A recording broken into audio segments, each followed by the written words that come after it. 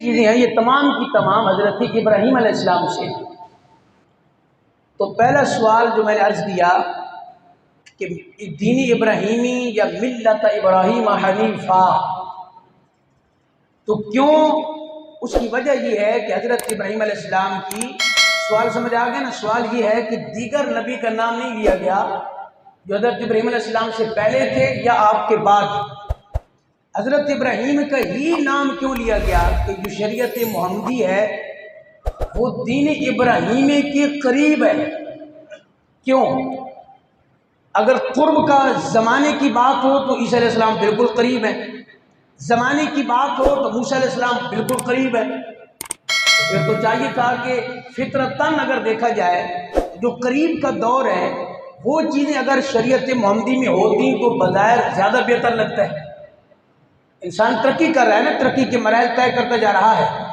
ایک اور بات میں سے بات نکل آتی ہے، اللہ کے محبوب جو آخر میں آئے ہیں اس کی بھی لاجک حکمت علماء نے لکھی ہے، اور قرآن جو آخر میں کتاب آئی ہے اس کی بھی علماء نے حکمت لکھی ہے۔ یہ موضوع نہیں تھا لیکن میں عرض کر دیتا ہوں، بہت پیاری بات۔ کہتے ہیں حضرت آدم علیہ السلام سے انسانیت کا آغاز ہوا تو انسانیت مرحلہ وار ہر دور میں ترقی کرتی رہی۔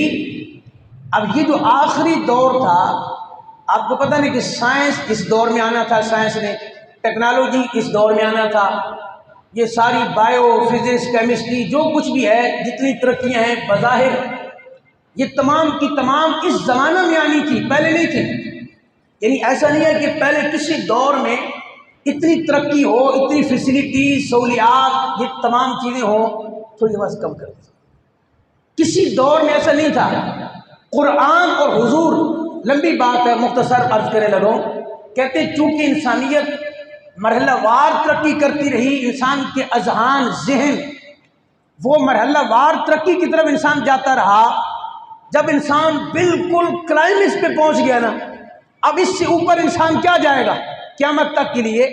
تو فرمایا اس دور میں جب انسانیت ترقی کرتے کرتے اس مقام پہ پہنچ گئی ہے، اللہ نے قرآن بھی اسی دور میں بھیجا ہے، اپنے محبوب کو بھی اسی دور میں بھیجا ہے، چونکہ ضرورت تھی نا کہ اس دور میں اتنی ترقی ہوگی۔ جیسے آج ہمارے سامنے آپ دیکھیں، آپ ابھی بھی دنگ رہ جاتے ہیں بعض چیزیں دیکھ کے، آپ کہتے ہیں سائنس اتنی ترقی کر لی ہے، یار ایسا بھی ہو سکتا ہے، ایسا بھی ہو سکتا ہے، ہاں جی ہو سکتا ہے۔ تو کہا جتنی ترقی، اور میں آسان کر دیتا ہوں، کہا جتنی ترقی ہوگی نا انسان چیزوں کو دیکھ کے اس کی عقل دنگ رہ جائے گی۔ میں اپنے الفاظ میں عرض کر رہا ہوں، میں نے کسی کتاب میں نہیں پڑھے۔ تو کہا کہ جب انسان اس انداز سے دیکھے گا کہ یار اچھا سائنسدان یہ بھی کر سکتے ہیں، یار سائنٹسٹ یہ بھی کر سکتے ہیں، اچھا انہوں نے یہ بھی کر دکھایا ہے، تو جب آپ حیران ہوگے نا تو زیادہ پھر حیران ہونے کی ضرورت نہیں ہوگی۔ آپ جب بھی کسی کی تھیوری، کسی کی ریسرچ، کسی کی تحقیق پڑھیں اور آپ حیران ہو، اس سے متاثر ہونے لگے تو ایک لمحہ ٹھہر جانا، پہلے آمنہ گلال کو پڑھ لینا، شاید کہ آپ کو سمجھ آ جائے۔ کہا متاثر ہونے کی ضرورت نہیں ہے، اگر کسی بھی سائنٹسٹ سے یا کسی بھی محقق سے، ریسرچر سے آپ متاثر ہونے لگے تو ایک لمحے کے لیے اللہ کے محبوب کو پڑھ لینا۔ اگر سائنس وہ چاند پر پہنچ سکتی ہے تو آمنہ گلال چاند کو قدموں میں بلا سکتے ہیں۔ جائیے اب جاؤ، اگر اس بات پہ کلمہ پڑھنا تو آمنہ گلال کا کلمہ پڑھو۔ اگر سائنس آپ کو سورج کے بارے میں بتاتی ہے کتنا فاصلہ ہے، اس کا یہ معاملہ ہے، اس کا یہ ہے، تو کہا متاثر نہ ہونا، اگر متاثر ہونا ہے تو اس سے ہو کہ جس نے انگلی کا اشارہ کیا اور ڈوبتا ہوا سورج اثر میں دوبارہ آ گیا۔ یہ باتیں ہمارے موضوع کے اندر بالکل شامل نہیں تھی، لیکن میں یہ عرض کرنا چاہ رہا ہوں کہ یہ ترقی انسانیت جب کرتی گئی، اب یہ آخری مرحلہ تھا انسانیت کا، انسان کی سوچ کا، انسان کے ذہن کا، انسان کی ترقی کا، انسان کی سہولیات کا، یہ آخری دور تھا، اس سے اوپر انسانیت نہیں جائے گی۔ یعنی حضور کی جو امت ہے، مطلب یہ نہیں کہ آگے نہیں ترقی کریں گے، آگے کریں گے، لیکن شریعت تو محمد ہی چلے گی نا، اور کوئی شریعت نہیں ہوگی۔ تو کہا قرآن جیسی چونکہ کوئی کتاب نہیں ہے، محبوب جیسا کوئی نبی نہیں ہے، تو جس دور میں انسانیت نے بہت ترقی کرنی تھی، اللہ نے قرآن کو بھی اسی دور میں بھیجا ہے اور محبوب کو بھی اسی دور میں بھیجا ہے۔ کہ جب کوئی کسی شے سے متاثر ہو وہ کتاب قرآن مجید اٹھا لے اور محبوب کی تعلیمات کو پڑھ لے، انشاءاللہ جہاں اللہ کے حبیب نے بلال کو کھڑا کیا تھا سائنس وہاں بھی نہیں پہنچ سکتی۔ آپ کس کو ترقی کہتے ہیں؟ تو یہ ہماری موضوع میں اگرچہ شامل نہیں ہے، لیکن عرض میں نے اس لیے کیا ہے کہ خدا کے لیے اسلام میں کمی نہیں ہے، میرے محبوب کی تعلیمات میں کمی نہیں ہے۔ تو سوال کیا تھا کہ ہمارے دین اس کو ملت ابراہیمی کیوں کہا جاتا ہے؟ چوتھے پارے میں آیت ہے نا، اس کا جواب یہ ہے کہ چونکہ ہماری شریعت میں، شریعت محمدی میں زیادہ چیزیں وہ ہیں جو شریعت ابراہیمی میں تھیں۔ اس کی مثال میں نے دے دی، مناسک حج سیم جیسے جیسے حضرت ابراہیم علیہ السلام کے دور میں قربانی ہوتی تھی، آج اسی طرح حضرت ابراہیم کی جاری کردہ جو سنتیں تھیں وہ شریعت محمدی کے اندر بھی، جانور کو ذبح کرنا، صفا مروہ پہ دوڑنا، مزدلفہ، منا، یہ جتنے بھی ہیں یہ سیم وہی ہیں جو شریعت ملت ابراہیم علیہ السلام میں تھا۔ اور دوسری بات، اصل میں یہ ہوتا ہے کہ اللہ تعالیٰ کسی کی نیکی کو ضائع نہیں کرتا۔ حضرت ابراہیم علیہ السلام نے کعبہ کو تعمیر کیا تھا، سب حضرات کو معلوم ہے کعبہ کو تعمیر حضرت ابراہیم علیہ السلام نے کیا۔ اتنی محنت کے بعد جب کعبۃ اللہ تعمیر ہو گیا تو پھر یہ نہیں کہا کہ اب کعبہ تعمیر ہو گیا ہے، محنت ہم نے کی ہے، مشقت ہم نے کی ہے۔ آپ نے کعبہ تعمیر کیا تو رب سے مانگا کیا ہے؟ دیکھیں علماء نے کیا بات لکھی ہے اور کمال لکھی ہے۔ کہا پیارے ابراہیم نے کعبہ کو تعمیر کیا، تعمیر کرنے کے بعد اللہ سے انعام جنت کو نہیں مانگا، اللہ سے انعام دنیا کی دولت کو نہیں مانگا، اللہ سے انعام اور نہیں مانگا۔ ابراہیم نے کعبہ تعمیر کیا بطور اجرت کے، بطور انعام کے، اگر مانگا ہے تو ہم نے کہا رب سے مانگا ہے۔ اللہ اکبر، اللہ اکبر،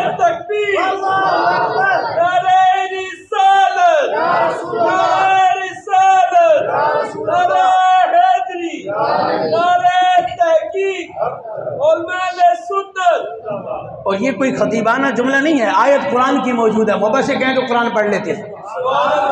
فرمایا ربنا وابعث فیہم رسولا۔ دیکھیے ابراہیم علیہ السلام کعبہ تعمیر کر رہے ہیں اور اجرت کے طور پہ، انعام کے طور پہ کیا مانگ رہے ہیں؟ یا اللہ میں نے کعبہ تعمیر کر دیا ہے، تیرا گھر میں نے بنا دیا ہے، کوئی آبادی نہیں تھی، کتنا مشکل ہے، لیکن کعبہ تعمیر کیا ہے، اللہ کعبہ تعمیر ہو گیا ہے، گھر بنانا میری ذمہ داری تھی۔ یہ بھی تو کہہ سکتے تھے آپ گھر بنائیں، مثال دے رہا ہوں بلا تشبیہ اور بلا تمثیل، آپ گھر بنائیں تو کیا کہیں گے کہ یا اللہ میں نے گھر بنا دیا، میرا فلاں کزن بھیج دے میرے گھر میں آ کے رہ لے؟ یہ تو نہیں کہیں گے، نہ کہیں گے میں نے گھر بنایا تو میں رہوں اس گھر کے اندر۔ کیا بات ہے یار، آپ نے گھر بنایا، کہا گھر بنانا میرا کام تھا، آباد تیرا محبوب آ کے کرے۔ کیا بات ہے، میرے محبوب کی شان ہے۔ اصل میں حضور حضرت اسماعیل کی نسل سے ہیں تو اوپر ہے حضرت ابراہیم علیہ السلام، تو کب تعمیر میں نے کی ہے، آباد تیرا محبوب آ کے کرے۔ اس میں ایک اور بات بھی ہے جو بڑی محبت کی بات ہے، صوفیاء نے لکھی ہے، حضرت ابراہیم علیہ السلام آباد کرنا چاہتے تو وہ بھی کر سکتے تھے، اسماعیل علیہ السلام چاہتے وہ بھی کر سکتے تھے، حضرت اسحاق آپ کے بیٹے ہیں جن سے کئی ہزار انبیاء ہیں، ان کے لیے دعا کر دیتے میرا بیٹا اسحاق آ رہا ہے، میرا بیٹا اسحاق اس کو آباد کرے، نہیں فرماتی اس لیے ہر نبی کعبے کو آباد کر سکتا تھا، توجہ، ہر نبی کعبے کو آباد کر سکتا تھا، کعبۃ اللہ کو آباد کر سکتا تھا، لیکن جیسا آباد اللہ کے محبوب نے کرنا تھا نا ویسا کوئی کر ہی نہیں سکتا۔ کر ہر نبی سکتا تھا، لیکن جس انداز میں رب کے حبیب نے کعبہ کو آباد کرنا تھا نا ویسا کوئی نہیں کر سکتا۔ فرمایا ربنا وابعث فیہم رسولا، اب کعبہ بن گیا ہے، تعمیر ہو گیا ہے، یا اللہ اس کو آباد کرنا ہے تو اس محبوب کو جلدی بھیج دے، اور میری نسل سے ہو، رسولا من انفسہم کے الفاظ قرآن میں کئی آیات کے اندر آئے، یا اللہ کرم صرف ایک ہی ہے، وہ جس نے آباد کرنا ہے نا وہ میری نسل سے ہو، سبحان اللہ، وہ جس نے آباد کرنا ہے، وہ جو تیرا محبوب ہے وہ ہو کون؟ میری نسل سے ہو۔ کیا مطلب؟ ابراہیم جد الانبیاء ہو کر اگر قیامت میں کسی شے پر فخر کریں گے تو وہ فخر اور نہیں ہوگا، اور بہت کچھ ہے فخر کرنے کے لیے، لیکن پیارے ابراہیم جس بات پر فخر کرے گا وہ یہ ہوگی کہ یا اللہ میں اس محبوب کا دادا ہوں، جد کہتے ہیں اوپر جا کے دادا، نسل تو آپ کی سے ہے، فرمایا یا اللہ جو پیارا محبوب ہے نا تیرا، جس کی تو نے ساری کائنات بنائی ہے، وہ میری اولاد میں سے ہے۔ ابراہیم قیامت میں اگر فخر کرے گا تو اللہ کے محبوب آمنہ کی لال کی ذات پہ فخر کرے گا۔ فرمایا وہ نبی بھیج دے جس نے کعبہ کو آباد کرنا ہے، اور ایک ہی گزارش ہے کہ وہ محبوب میری آل سے، میری اولاد سے ہو، میری نسل سے ہو۔ تو اللہ نے آپ کی دعا کو قبول فرمایا۔ تو میں نے عرض کیا کہ ہر نبی کعبہ کو آباد کر سکتا تھا، لیکن جس انداز میں رب کے محبوب نے آباد کرنا تھا کعبۃ اللہ کو، مزے کی بات ہے نا کہ اصحاب اس طرف کھڑے ہوئے ہیں، نظر کبھی آمنہ کے لال کے چہرے پہ پڑتی ہے اور کبھی کعبۃ اللہ پہ پڑتی ہے۔ اب ذرا اندازہ تو کیجئے نا، ایک طرف اللہ کے محبوب کا چہرہ مبارک ہو، سامنے کعبۃ اللہ ہو، اصحاب نظر اٹھائیں تو کعبہ پہ بھی پڑے، آمنہ کے لال پہ بھی پڑے، اور اس سے بڑی بات جو اعلیٰ حضرت نے کی ہے، آپ فرماتے ہیں یہ نہ کہو کہ آمنہ کے لال پہ نظر پڑی، سے بڑی بات کرو۔ کیا فرماتے ہیں پہلے کعبہ پہ پڑتی تھی، پھر کعبہ کے کعبہ پہ پڑتی تھی نظر۔ اللہ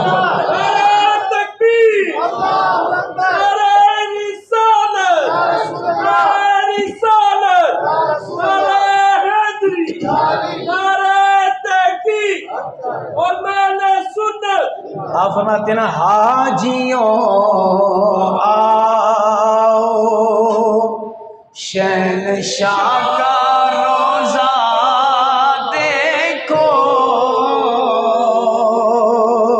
اللہ اکبر، کیا فرمایا کہ کعبۃ اللہ کو بھی اصحاب دیکھ رہے تھے، لیکن اس کعبے کا بھی کوئی کعبہ تھا۔ اور یہ اگلی بات شعر میں پڑھتا ہوں، ایک اور بات یاد آئی۔ سفیان کہتے ہیں یہ جو ہم کھڑے ہوتے ہیں نا تو کہتے ہیں منہ میرا قبلہ کی طرف، فرماتے ہیں یہ ہمارا ایک ظاہری طور پہ قبلہ ہے کعبۃ اللہ، ظاہری جسم کا، کہ جب بھی نماز پڑھنی ہے تو ضروری ہے استقبال قبلہ، شرائط میں سے ہے۔ تو فرمایا اس ظاہری جسم کا جو کعبہ ہے وہ کعبۃ اللہ ہے، اور تمام صوفیاء نے لکھا کہ روحوں کا بھی قبلہ ہے۔ کا روح کا کون سا قبلہ ہے؟ کا ظاہری جسم کا قبلہ یہ اینٹوں سے پتھر سے بنا ہوا کعبۃ اللہ ہے، اور قیامت تک تمام روحوں کا قبلہ اللہ کا محبوب آمنہ کا لال ہے۔ اللہ اکبر۔ اعلی حضرت نے ہوا میں تیر نہیں مارا، دلیل پیچھے موجود ہے، دلیل موجود ہے پیچھے۔ آپ فرماتے ہیں حاجیوں آؤ شہنشاہ کا روزہ دیکھو، مل کے پڑھیں ذرا، حاجیوں شہنشاہ کا روزہ دیکھو، کعبہ تو دیکھ چکے اب کعبے کا کعبہ دیکھو، کعبہ تو دیکھ چکے اب کعبے کا کعبہ دیکھو۔ اللہ اکبر، اللہ اکبر، کیا بات ہے۔ اصحاب بھی کتنے خوش قسمت تھے، ہمیں تو زندگی میں ایک بار جانا ہو جائے تو ہم بتا کے تھکتے نہیں ہیں، اور اللہ کا شکر ادا کر کے اللہ تیرا شکر ہے تم نے اپنا گھر ہمیں دکھا دیا، ورنہ میری کیا حیثیت تھی کہ میں تیرے گھر میں آتا، تیرے محبوب کے بازار کو، تیرے محبوب کی گلیوں کی زیارت کرتا، اس شہر کو دیکھتا جہاں تیرا محبوب کبھی سانس لیتا تھا۔ یہ بھی بڑی بات ہے، لیکن کیا بات ہے اصحاب کی، کیا بات ہے صحابہ پیغمبر کی، کیا بات ہے حضور کے ان غلاموں کی جو رج رج کے کعبہ دیکھتے تھے اور رج رج کے کعبے کا کعبہ دیکھتے تھے۔ کیا بات ہے، اللہ اکبر۔ تو میں عرض کر رہا تھا حضرت سیدنا ابراہیم علیہ السلام نے دعا فرمائی، آپ کی دعا قبول ہوئی۔ یہاں بیٹھ کے باتیں بڑی یاد آتی ہیں، علماء نے ایک بات لکھی ہے کہ آپ جب کعبۃ اللہ جاتے ہیں نا، وہاں ایک اور بھی ہے جہاں ضروری ہے طواف کرنے کے بعد کیا وہاں پہ جا کے 2 نفل پڑھیں، مقام ابراہیم۔ اللہ اکبر، جی وہ مقام ابراہیم ہے جو حضرت سیدنا عمر بن خطاب رضی اللہ تعالیٰ عنہ، خلیفہ دوم، خلیفہ امیر المومنین، آپ کی رائے کے مطابق، توجہ، آپ کی رائے کے مطابق جب آپ نے حضور کی بارگاہ میں عرض کیا حضور یہ جو ابراہیم علیہ السلام جس پتھر پر کھڑے ہوتے تھے اور آپ کھڑے ہو کے آپ وہ کعبہ تعمیر کرتے تھے، ایسے نہ کریں کہ جہاں آپ کے جد امجد کے پاؤں مبارک لگے ہیں، جہاں نقش ہیں آپ کے دادا جان آپ کے جد امجد ابراہیم علیہ السلام کے پاؤں، جہاں نشانات ہیں ابراہیم علیہ السلام کے پاؤں کے، یا رسول اللہ ایسے نہ کریں کہ اس کو مصلی بنا لیں اور ہر امتی پر لازم ہو جائے کہ وہ آئے اور جہاں جد امجد کے آپ کے ابراہیم علیہ السلام کے پاؤں کے نقش لگے ہیں وہاں پہ جو نقش لگے اور پاؤں لگا، پاؤں کے تلوے لگے، یا اس سے اور محبت کی بات کر لیں کہ جس جگہ نے پیارے ابراہیم کے پاؤں کو بوسے دیے ہیں، یا رسول اللہ ایسے نہ کر لیں یہاں پہ ہم 2 نفل پڑھا کریں۔ یہ کس نے کہا تھا؟ عمر بن خطاب نے۔ بتا رہا ہوں کہ عمر بن خطاب کون ہے۔ اب معاذ اللہ جو آج حضرت عمر بن خطاب سے وہ کتراتے ہیں جیسے شیطان گلی سے بھاگ جاتا تھا نا، دیکھیں ایک اور بات آ گئی ہے، اب کیا کریں باتیں آ جاتی ہیں۔ انہوں نے کہا جی عمر وہ تھا کہ جب وہ بظاہر زندہ تھے، آج بھی زندہ ہیں ویسے، لیکن ظاہری حیات میں تھے، حضور کی صحیح حدیث جو درجنوں کتب کے اندر موجود ہے، کہا عمر تیری کیا شان ہے؟ کسی نے کہا کیا شان ہے؟ صوفی جلال میں آتے ہیں نا تو بڑی عجیب بات کرتے ہیں، وہ کہیں اور کسی اور اسٹیشن سے بات کرتے ہیں، وہ جو عام لوگوں کی پہنچ سے دور ہے، اس کی فریکوینسی اتنی زیادہ ہوتی ہے کہ عام بندہ وہاں پہنچ ہی نہیں پاتا۔ اس نے کہا جی کیا بات ہے عمر کی، کوئی عجیب سی بات بتاؤ، بڑی شان ہم نے سنی ہے، آیات احادیث، آپ کوئی اور بات بتاؤ۔ اس نے کہا بات یہ ہے کہ عمر کیا شان والا ہے کہ ظاہری حیات میں تھا، جس گلی سے آتا تھا شیطان تب بھی بھاگ جاتا تھا، اور عمر تیری کیا شان ہے کہ نام آج لو تو شیطان کہیں بھاگ جاتے ہیں۔ اللہ اکبر، کاش کی سمجھ آ جائے، کاش کی سمجھ آ جائے آپ کو۔ کہا عمر تیری کیا شان ہے، اس وقت تو خود تھا، آج نام لیں تو کئی ادھر ادھر ہو جاتے ہیں۔ تو بہر عمر بن خطاب نے یہ کہا، میرے آقا خاموش ہوئے، کیا شان ہے عمر کی۔ اب بھی حضور خاموش ہوئے، میرے آقا نے دیکھا جبریل اتر رہے ہیں۔ اللہ اکبر، کون اتر رہا ہے؟ جبریل اتر رہے ہیں۔ محبت سے بولی ذرا سبحان اللہ، اور محبت سے ذرا سبحان اللہ۔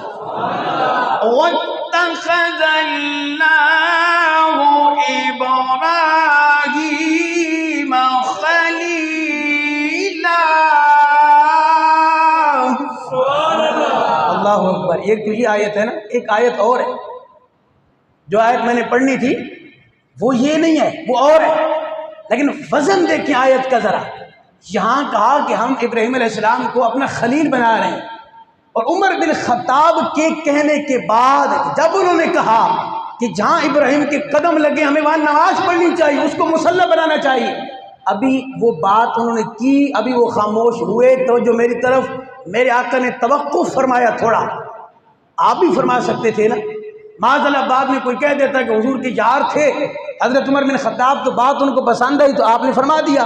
میرے آقا خاموش ہوئے کسی حکمت کے تحت، حکمت یہی تھی کہ یار تو محبوب کا عمر بن خطاب، لیکن عمر بن خطاب کی بات کو اون کرے گا خالق کائنات۔ کہتے ہیں ابھی میرے آقا خاموش ہوئی، نظریں نیچے کی، دیکھا جبریل آ گئے۔ خیر ہے جبریل آئے، بڑے ٹائم پہنچ گئے ہیں، ہاں جی ٹائم اس لیے پہنچ گئے ہیں کہ جو آج زمین پر آپ کے یار عمر کا فیصلہ ہے، عرش پر رب کا بھی وہی فیصلہ ہے۔ اللہ تکبیر،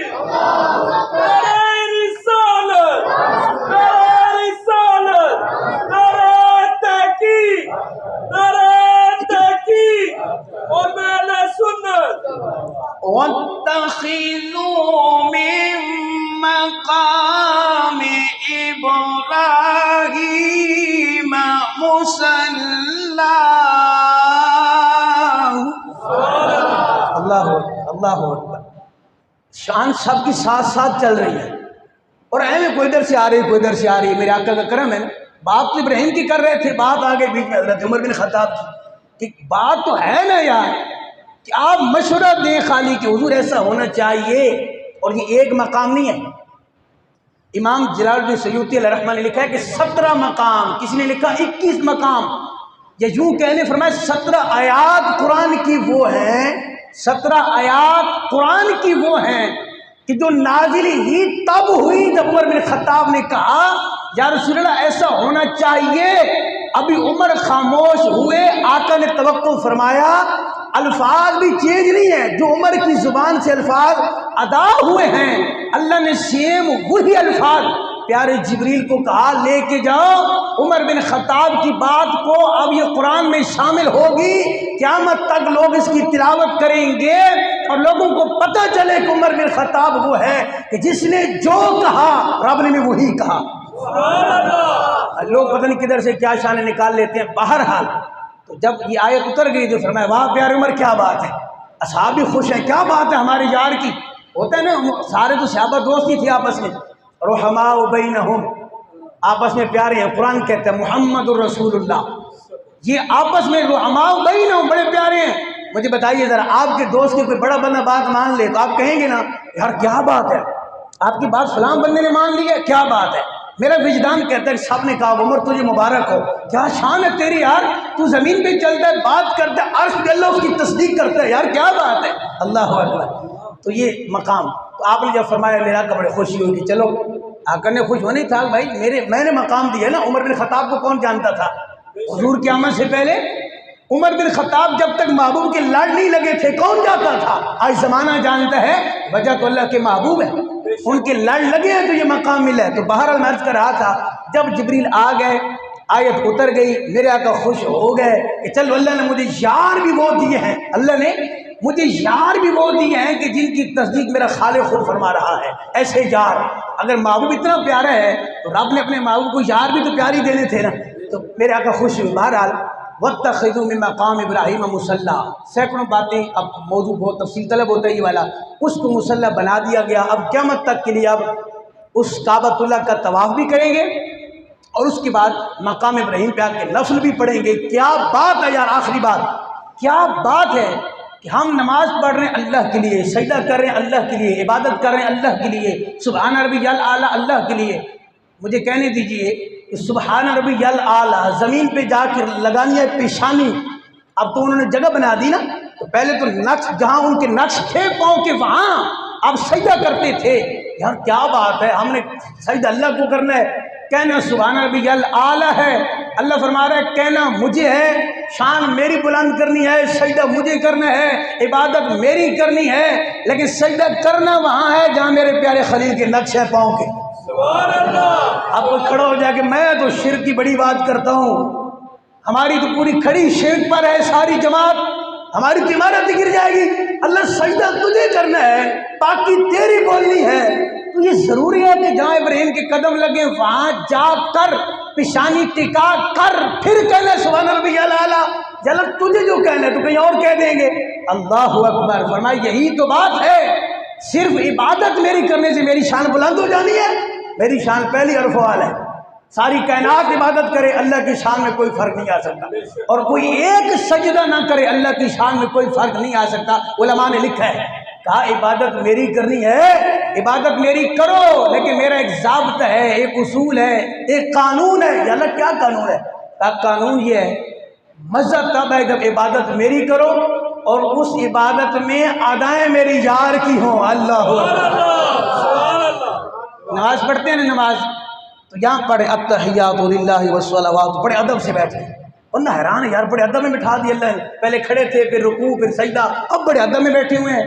کہ ادب اس لیے بیٹھے ہیں کہ تم نے میری تو تسبیح پڑھ لی ہے، میری پاکی بھی، اب سب کچھ ہو گیا ہے، اب ادب سے بیٹھو، دو زانو ہو کر ہاتھ یہاں رکھنے ہیں، نظریں جھکانی ہے۔ یا اللہ کیوں؟ ابھی تو ہم نے پیچھے سبحان ربی الاعلیٰ کہا ہے، ابھی تو سبحان ربی العظیم کہا ہے، ابھی تو سبحانک اللہم وبحمدک کہا ہے، ابھی تو ہم نے کہا تھا الحمدللہ رب العالمین۔ یہ ادب سے کیوں بٹھایا جا رہا ہے؟ کہا اس لیے ادب سے اس لیے بٹھایا جا رہا ہے آگے میرے محبوب کا سلام آ رہا ہے۔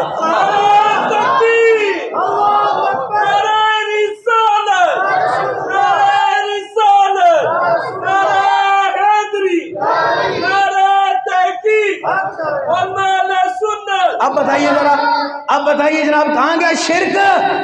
اور شرک کی بات کرنے والے ہمارے ممبر سے تو اتحاد کی بات ہوتی ہے، اتحاد کی بات کہ امت کو ضرورت ہے اتحاد کی بات کرو، لیکن اللہ کی عزت کی قسم ہے نماز افضل ترین بدنی عبادت میں سے افضل ترین عبادت نماز ہے۔ 4 رکعتیں آپ نے پڑھی ہیں، ہر جگہ اللہ کی پاکی بولی ہے، رب کی شان بیان کی ہے، اللہ کی تعریف کی ہے۔ اب کیا بات ہے کہ 2 زانو بٹھایا گیا، ہاتھ اپنے زانو پہ رکھائے گئے، نظریں جھکوائی گئی اور کہا التحیات للہ والصلوات والطیبات کہنے کے بعد میری پاکی بولنی ہے، جی بولنی ہے، نظریں جھکا کے رکھو۔ کیوں؟ آگے میرے محبوب کی ذات پر درود و سلام کا ذکر آ رہا ہے۔ میں بتانا یہ چاہتا ہوں، نماز عبادت میری ہے لیکن کرنی ایسے ہے جیسے میرا محبوب کرتا تھا۔ کیا مطلب؟ عبادت میری ہے، ادائیں میرے محبوب کی ہوں گے انشاءاللہ۔ اللہ اکبر۔ بات اوپر ہو گیا ورنہ باتیں اور زیادہ ہیں۔ اللہ تعالیٰ